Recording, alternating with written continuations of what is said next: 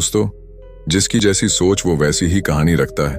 कोई परिंदों के लिए बंदूक तो कोई परिंदों के लिए पानी रखता है।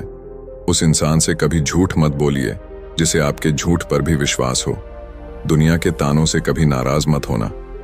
अनजान लोग तो हीरे को भी कांच का समझ लेते हैं। सच्चा रिश्ता एक अच्छी पुस्तक जैसा होता है, कितनी भी पुरानी हो जाए फिर भी शब्द नहीं बदलते। कामयाबी के दरवाजे उन्हीं के लिए खुलते हैं जो उन्हें खटखटाने की ताकत रखते हैं।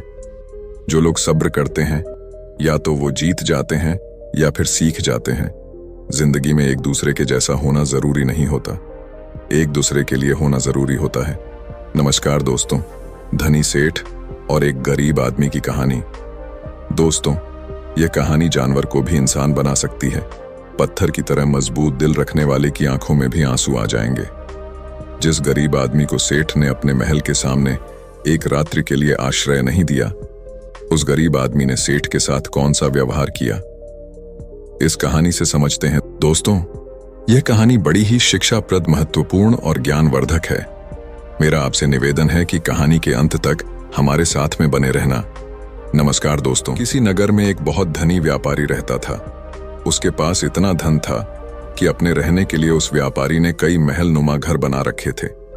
सेठ की सेवा के लिए उसके पास कई नौकर चाकर और कई तरह की सुख सुविधाएं थीं। यदि सेठ को एक महल से दूसरे महल तक जाना होता तो वह घोड़े पर चढ़ करके जाता था। सेठ का व्यापार पूरे नगर में फैला हुआ था और इसी कारण से उसे बहुत बार यात्राओं पर निकलना पड़ता था। परंतु सेठ इस व्यापारिक यात्राओं पर अकेला ही जाता था। किसी भी नौकर और अपने साथ किसी अन्य आदमी को लेकर के वह सेठ नहीं जाता था। इन यात्राओं के दौरान उसे कई बार घने जंगलों में होकर के निकलना पड़ता था और कई सराय में उसे रुकना पड़ता था। सेठ को अपने किसी भी नौकर पर विश्वास नहीं था, इसीलिए हमेशा वह सेठ अकेला ही यात्रा करने के लिए निकलता था। इसी तरह सेठ के दिन बीत रहे थे। एक बार की बात है, रात के समय वह सेठ अपने महल से सामने एक दिन टहल रहा था कि उसके सामने से एक बूढ़ा व्यक्ति आता हुआ दिखाई दिया। उस बूढ़े व्यक्ति के कपड़े बहुत ही फटे पुराने थे। सिर पर वह गठरी को लादे हुए थे। जैसे ही उसने सेठ को देखा, उस बूढ़े आदमी ने जो गठरी उसके सर पर रखी हुई थी उसे उठा करके नीचे रख दिया और सेठ को प्रणाम करते हुए कहने लगा, श्रीमान जी, मैं बहुत दूर से आया हूं और मैं बहुत थक गया हूं। यदि आप आज्ञा दें तो यहां रात काट लूं। उस बूढ़े व्यक्ति की बात को सुनकर के सेठ ने कहा, यह मेरा महल है, कोई धर्मशाला नहीं है। बूढ़ा व्यक्ति कहने लगा कि मैं केवल आपकी घुड़साल के बाहर ही पड़ा रहूंगा और सुबह होते ही यहां से मैं चला जाऊंगा। सेठ ने कहा, परंतु यहां तुम्हारी देखभाल कौन करेगा? उस बूढ़े व्यक्ति ने कहा कि मुझे किसी भी चीज की कोई आवश्यकता नहीं है, इसलिए देखभाल की कोई जरूरत नहीं है। सेठ ने कहा कि हमें क्या मालूम है कि तुम कौन हो। एक आदमी हमें रात भर के लिए तुम्हारी रखवाली के लिए यहां पर लगाना पड़ेगा। उस बूढ़े व्यक्ति ने कहा कि क्यों महाराज, ऐसा क्यों करना पड़ेगा आपको? सेठ ने कहा कि वह इसीलिए करना पड़ेगा कि रात को तुम कोई वस्तु उठा करके यहां से निकल ना जाओ। इस पर राम राम कहते हुए उस बूढ़े व्यक्ति ने अपने कानों को हाथ लगाया और सेठ को नमस्कार करते हुए अपने सिर पर उस गठरी को फिर से लाद लिया और वहां से चलने लगा। रात अंधेरी थी, आकाश में घने बादल छाए हुए थे, कभी कभी कुछ बूंदें भी होने लगती थीं। आंधी आने का डर था। वह बूढ़ा व्यक्ति बुरी तरह से थक चुका था। उसके हाथ पैर काम नहीं कर रहे थे, उसका चलना फिरना कठिन था। परंतु सेठ के इन कट शब्दों ने उसे ऐसा घायल कर दिया था कि उसे अब उस नगर के किसी भी शहरी के पास जाकर के विश्राम करने का विचार छोड़ दिया था। जोरों की बरसात होने लगी। जिस तरह रात का अंधकार बढ़ता जा रहा था, उसी तरह से बूढ़ा आदमी भी अपने सर पर गठरी को लादे हुए आगे चला जा रहा था। समय बीतता गया। कुछ दिनों के बाद वह सेठ अपने मित्रों और अन्य सेवकों के साथ एक दिन शिकार खेलने के लिए जंगल में निकल पड़ा। शिकार खेलते समय उसे अपना घोड़ा एक हिरण के पीछे उसने लगा दिया। बहुत ही प्रयत्न करने के बाद वह उसके हाथ ना लगा और इसी दौड़ में वह सेठ अपने साथियों से आगे निकल चुका था। जंगल घना था और घने जंगल में घुस जाने के कारण वह सेठ अपने नगर का मार्ग भूल चुका था। लगभग कई घंटों वह जंगल में भटकता रहा। इतने में ही रात हो गई। बारिश चालू हो गई, आंधी चलने लगी और बादल छा गया। कोई भी ऐसा व्यक्ति नहीं था जो सेठ की किसी भी प्रकार से कोई सहायता कर सकता था, बेचारा थक करके चूर चूर हो गया। जब उसे कोई रास्ता नजर नहीं आया तो वह एक वृक्ष के नीचे बैठ गया। आंधी इतनी जोरों से बढ़ने लगी कि जंगल के जो वृक्ष थे वह सब टूट टूट करके गिरने लगे। आंधी के कारण अंधेरा बढ़ने लगा। हाथ को हाथ नहीं दिखाई दे रहा था। प्रकृति के इस प्रकोप से घबरा करके सेठ का जो घोड़ा था वह अपने बचाव के लिए इधर उधर भागने लगा। घोड़े का मालिक इतना थक चुका था कि उसे होश नहीं था। थोड़ी देर के बाद आंधी जब कुछ कम पड़, थोड़ी थोड़ी बरसात होने से चारों ओर जो फैली हुई धुल थी वह बैठ चुकी थी। आकाश को साफ हो गया था। तब सेठ ने देखा कि उसका घोड़ा उससे वहां से जुदा हो चुका है। उस सेठ ने उस घोड़े को 2000 रुपए देकर के खरीदा था और उस घोड़े से बहुत ही प्यार करता था। उसे पालने में उसने किसी तरह की कोई कसर नहीं छोड़ी थी। अब तो सेठ को घर पहुंचने की कोई भी उम्मीद नहीं थी। कहते कि सवेरा होने के आसपास रात का अंधकार बहुत बढ़ जाता है और इसी तरह आशा और सूर्य की किरणों के पहुंचने से पहले निराशा और दुख का अंधेरा भी बहुत अधिक हो जाता है। बहुत अधिक दुखी और निराश हो जाने पर उस सेठ को दूर से एक व्यक्ति आता हुआ दिखाई दिया। पहले तो उस व्यक्ति को देख करके वह सेठ सहम गया। कहीं यह कोई व्यक्ति चोर या डाकू ना हो जो उसे आकर के उसे लूट ले। परंतु जब उस व्यक्ति ने सेठ के पास आकर के नमस्कार करते हुए अपने होठों की मुस्कान से सेठ के हृदय को निर्मल कर दिया, सेठ को बड़ी उम्मीद दिखाई दी।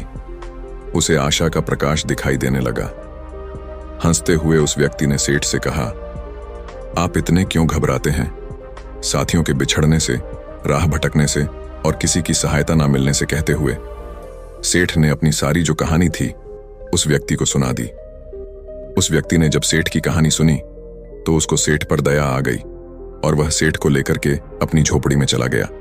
वहां जाकर उसने बताया कि वह अपने पिता के साथ रहता है। जो भी रूखा सूखा भोजन हम लोग खाते हैं आप भी खा लेना और यहीं पर रुक करके विश्राम कर लेना। सेठ ने कहा कि परंतु मेरे घोड़े का क्या होगा? उस व्यक्ति ने कहा, सुबह होने से पहले मैं आपके घोड़े को किसी भी तरह से ढूंढ लूंगा।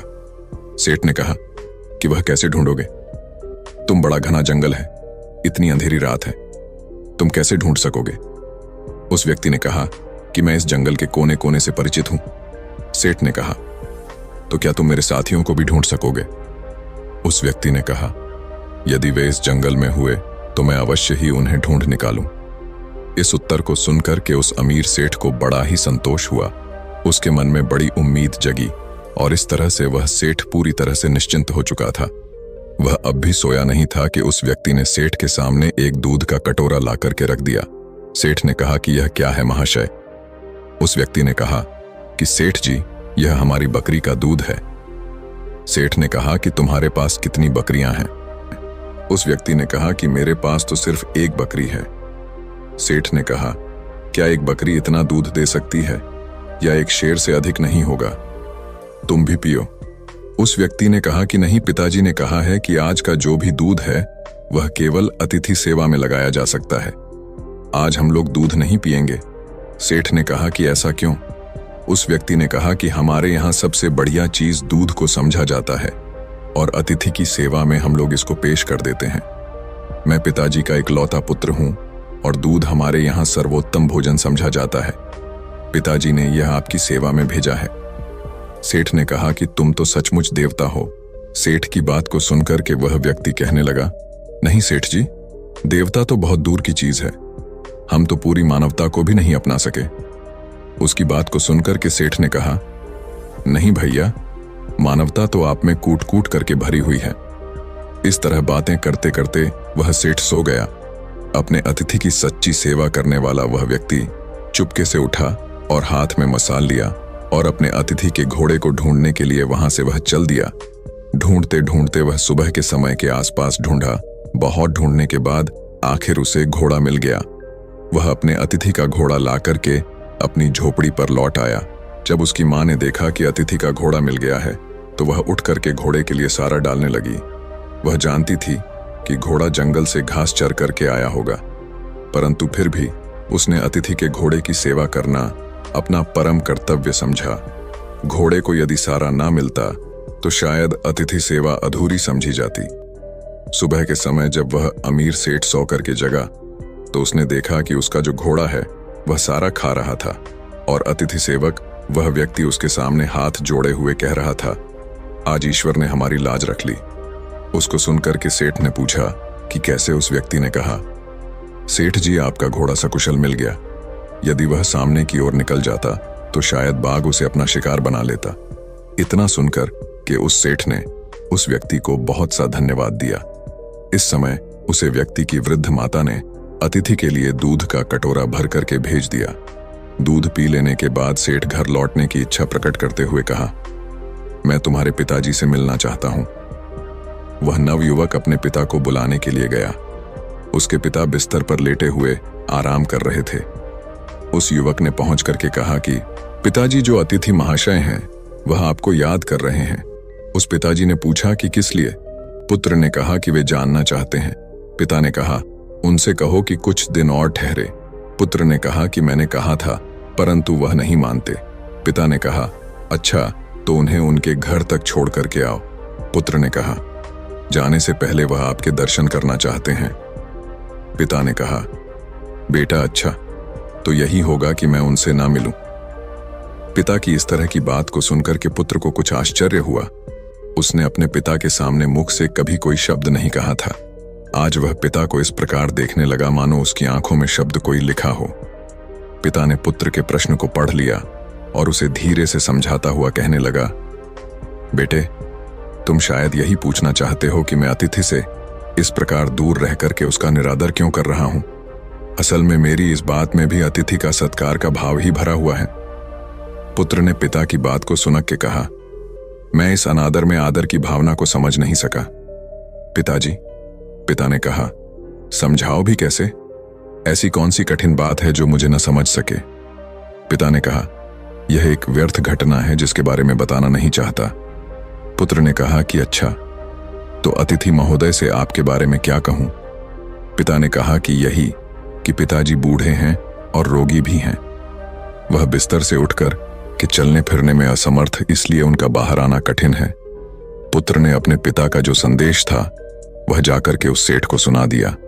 इस बात को सुनकर के सेठ कहने लगा, इस पवित्र स्थान पर आकर के मैं ऐसे महात्मा को देखे बिना यहां से कैसे वापस चला जाऊं, जिसके घर में भूले भटके को मार्ग दिखाया जाता है, जहां अतिथि की सेवा की जाती है, जी जान लगा करके की जाती है, जहां अजनबी अतिथि के घोड़े को ढूंढने के लिए घर वाले अपनी जान की बाजी लगा देते हैं, और जहां जो घर की गृहिणी है वह अपना खान पान उठा करके अतिथि के घोड़े की पेट भरने के लिए तैयार करती है।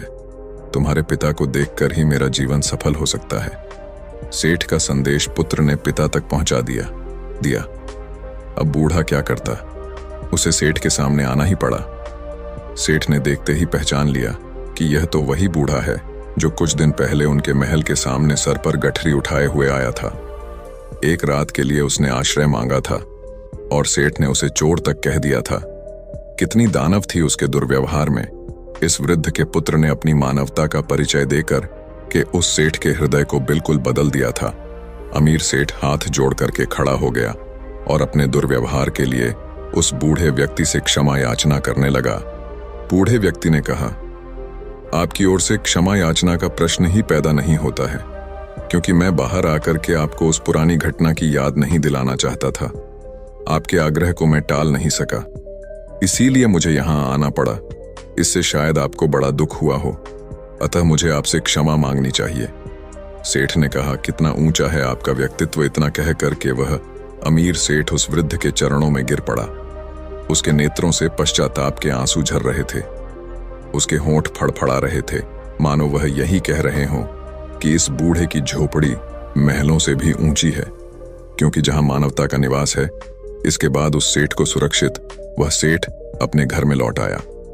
इस घटना के बाद उस सेठ का हृदय परिवर्तन हो गया। जहां कठोर हृदय वाला वह सेठ था, उसे किसी पर विश्वास और दया की भावना उसके मन में नहीं होती थी। वही सेठ बिल्कुल बदल चुका था। अब वह दीन और दुखियों की सेवा करता और उसके द्वार पर आने वाले जो भी अतिथि थे उनका पूरा स्वागत सत्कार करने लगा। सेठ का पूरा परिवर्तन हो चुका था। जो पत्थर दिल सेठ था वह पूरी तरह से पिघल चुका था। दोस्तों, ये कहानी आपको कैसी लगी है, एक प्यारा सा कमेंट करके जरूर बताना। और यदि वीडियो आपको पसंद आया है, अच्छा लगा है, तो इस वीडियो को लाइक शेयर करके चैनल को सब्सक्राइब जरूर कर देना। तो चलिए फिर मिलते हैं ऐसी एक और नई वीडियो में एक नए मैसेज के साथ। तब तक के लिए अपना ख्याल रखें। धन्यवाद और नमो बुद्धाय।